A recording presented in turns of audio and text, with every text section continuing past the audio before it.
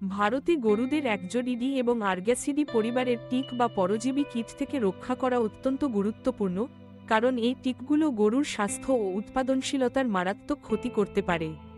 টিকবাহিত রোগ যেমন বাবেসিওসিস, অ্যানাপ্লাজমোসিস বা থাইলেরিওসিস গরুর দুধ ও মাংস উৎপাদন কমিয়ে দেয়, ফলে কৃষকদের অর্থনৈতিক ক্ষতি হয়। সাম্প্রতিক বছরগুলোতে টিক নিয়ন্ত্রণে বেশ কিছু আধুনিক পদ্ধতি গৃহীত হয়েছে, যা গরু পালনে নতুন মাত্রা যোগ করেছে। প্রথমেই সমন্বিত কীট ব্যবস্থাপনা, ইন্টিগ্রেটেড পেস্ট ম্যানেজমেন্ট বা আইপিএম পদ্ধতি এখন সবচেয়ে কার্যকর ও টেকসই সমাধান হিসেবে বিবেচিত হচ্ছে। এতে রাসায়নিক, জৈবিক ও সাংস্কৃতিক 3 ধরনের কৌশল একত্রে ব্যবহার করা হয়।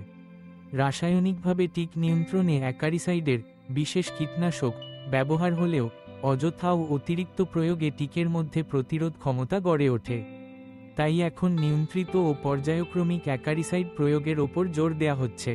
জৈবিক নিয়ন্ত্রণে টিকের প্রাকৃতিক শত্রু যেমন কিছু পোকা ও ছত্রাক ব্যবহার করে টিকের সংখ্যা কমানো হচ্ছে। কিছু অঞ্চলে পরীক্ষামূলকভাবে এই পদ্ধতি ইতিমধ্যে ভালো ফলাফল দিয়েছে।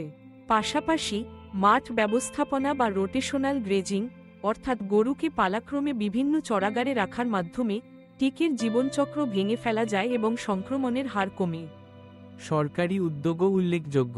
ভারতের কৃষি integrated command and control centre এখন কৃষকদের ডিজিটাল তথ্য ও পরামর্শ দিচ্ছে। এতে স্যাটেলাইট ও আবহাওয়া তথ্য বিশ্লেষণ করে কীট সমস্যার পূর্বাভাস ও মোকাবিলার কৌশল নির্ধারণ করা হচ্ছে। ফলে কৃষকরা দ্রুত ও বিজ্ঞানসম্মত সিদ্ধান্ত নিতে পারছেন।